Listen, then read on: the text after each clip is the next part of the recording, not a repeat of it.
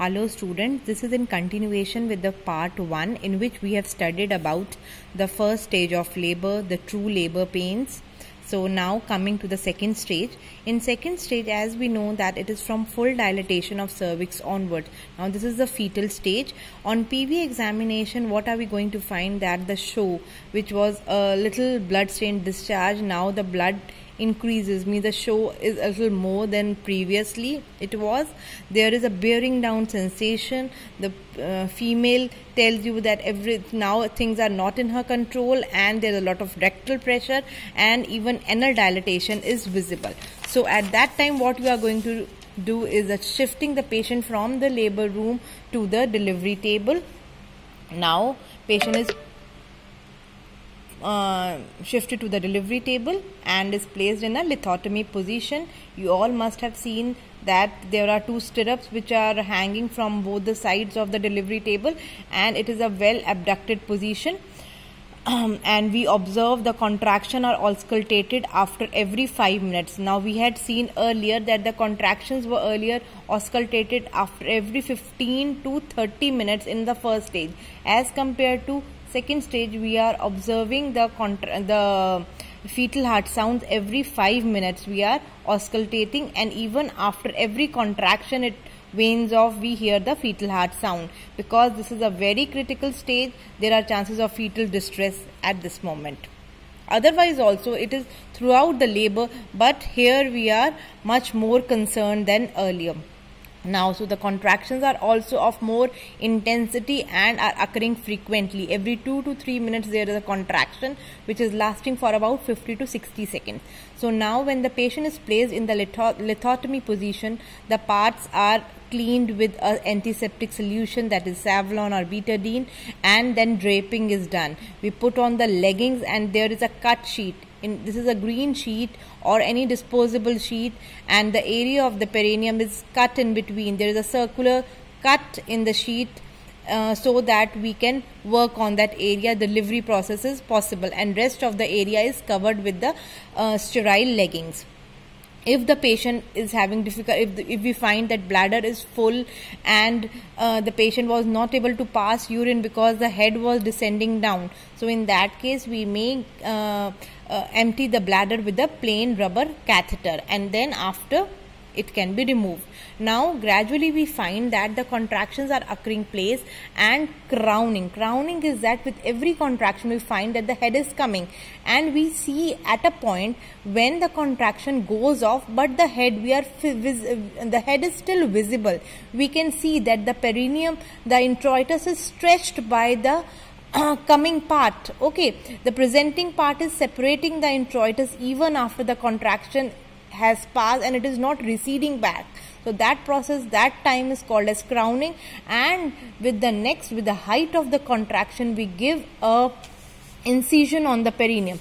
Suppose this is the head which is visible, so on the perineum we give a incised this is a planned incision which we give, that is called as episiotomy. Now this is not in the middle, it is laterally, not 90 degree, not completely perpendicular. It is somewhere in between at an angle of about 45 degree to this. So it is the mediolateral episiotomy. Episiotomy is this planned incision which we give on the perineum, so that with the coming head, it doesn't tear the area, that there are no tears, and it does not injure. Anal canal is over here, so if we don't give it, so in that condition it may tear up to the anal canal and can produce perineal injuries. So to avoid that, in India we are giving a routine episiotomy in all primi-gravidas, but in multi it is individualized whether you need it or not, because the perineal area is already lax in the multi-gravidas. So at the height of contraction this episiotomy is given, but before that we infiltrate this area with a local anesthetic agent, that is 2% lignocaine is instilled over here in a fan shaped manner. We put the needle over here, and it is pass the lignocaine anesthetic agent is distributed in this perineal area, so that this area becomes anesthetized, and then we give the incision called as episiotomy. So now we have given the episiotomy. Why don't we give it before the crowning? Because after the crowning and with the height of contraction, the perineum is very, very thin. So giving an incision on a thin area, it gives a better incision. Second thing, it bleeds less. If it is a thick skin, it will bleed more. So many a times the bleeding for episiotomy is too much, that we can even label it under PPH. So you have to look for bleeders at that site also. So it is better to give at the height of contraction and after crowning has achieved. So now by delivery of the head has to be taken. It is delivered by gradual extension. So one hand, that is right hand of the doctor, is at the perineum. We are giving perineal support so that there is no injury in the upward direction anteriorly, and one hand, that is the left hand, is giving a downwards force. So baby is delivered and this is the head which is visible. So this maneuver is called as modified Ridgen maneuver. Now after that the baby is delivered, we hand over the baby, is born, we assess for the cry, resuscitate if needed. But before that you need to cord clamp. So there is a big long cord which is connecting the baby with the umbilical cord which is connecting the umbilicus to the placenta. So as soon as the baby is born, there is clamping of the cord is done at two places. At least we keep 10 centimeter of cord at the baby side. Suppose sometimes some transfusion need to be done, so at least 10 centimeter is left on the baby side, and then clamping is done at two sides and cord is cut in between, and UPGAR score baby is handed over to the attending pediatrician or the staff, and UPGAR score is noted at 1 minute, 5 minutes and 10 minutes. In another class we will be covering on UPGAR score. Okay, that assesses the well-being of the newborn. Then in the third stage, so now the baby has delivered, now we talk about this delivery of the placenta. So that is a third stage in which there is first placental separation, then after it is separated there will be descent, and so there will be expulsion from the cervico-vaginal canal. Then, but if suppose placenta separation takes time, so we have to see there are chances of postpartum hemorrhage and retained placenta. As I already told you that if it is not being delivered by 30 minutes, look whether it is retained or not. Now, what we do is that active management of third stage of labor is done. In active management of third stage of labor, the objectives are it prevents the complications of third stage, and PPH is a very postpartum hemorrhage is an important complication of third stage of labor.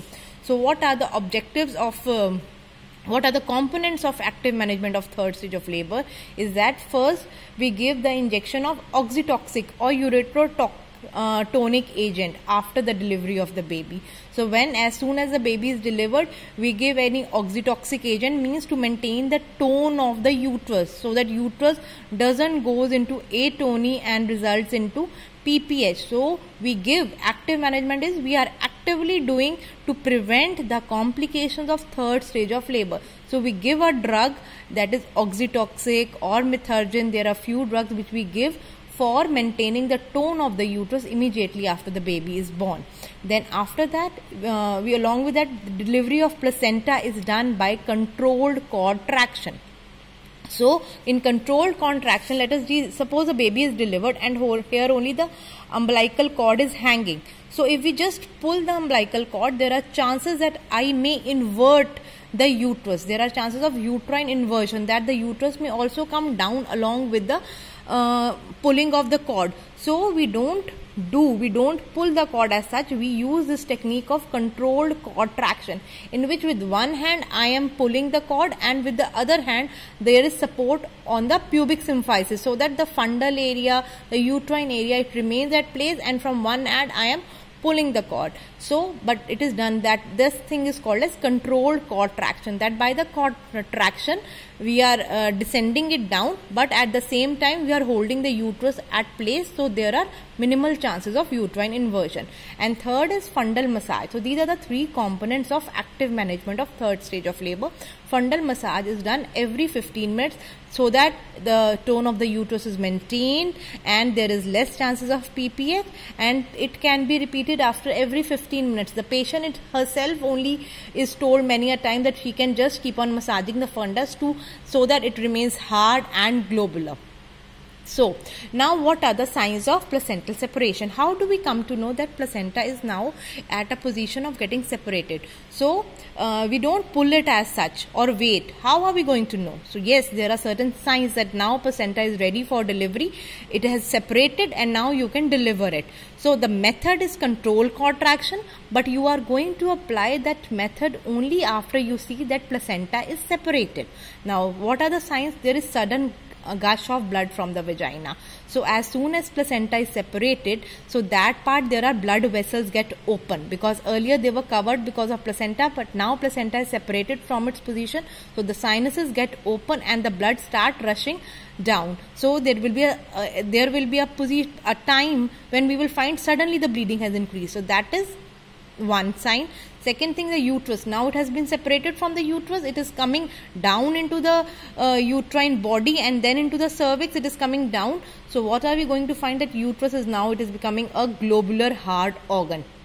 It can be seen easily on per abdomen examination that it is a round structure, globular ball-like structure at the level of umbilicus. Third thing is that apparent lengthening of the cord. Umbilical cord is not going to increase its length, but if this much was visible at the introitus, now the placenta has come down, so the more length will be visible to us outside the introitus, because there is descent of the placenta from its normal position. It has come down. So when the placenta has separated from its normal position, it has come down. So what we find, that the umbilical cord also it descends down. So we find more of the umbilical cord is visible to us. So that is called as apparent lengthening of the cord, because actual lengthening is not happening, only apparent, only visual lengthening of the cord is happening. And then so we deliver the placenta by controlled cord traction, and after the placenta is delivered, we examine the placenta, which is a fetal site, which is a maternal site. We look for the membranes. There are two membranes, amnion and chorion. We look for on the maternal side, we look that all the placenta is made up of cotyledons. So we look that all the cotyledons are intact. Sometimes a cotyledon may be remaining inside in the uterine cavity, which will hamper the involution of the uterus. It will not maintain the uterine autonomy and patient will keep on bleeding. So always examine the placenta when it is delivered, that it is complete or not. Are the membranes complete? Or if they are not, then you need to explore the uterine cavity. Otherwise, there is no need to explore the uterine cavity. And this you can do digitally if needed. Otherwise, routine exploration is not recommended. Then umbilical cord. So 2 arteries and 1 vein, umbilical vein. So look for the vessels in the umbilical cord. And after that, suturing of episiotomy is done, which is done in 3 layers.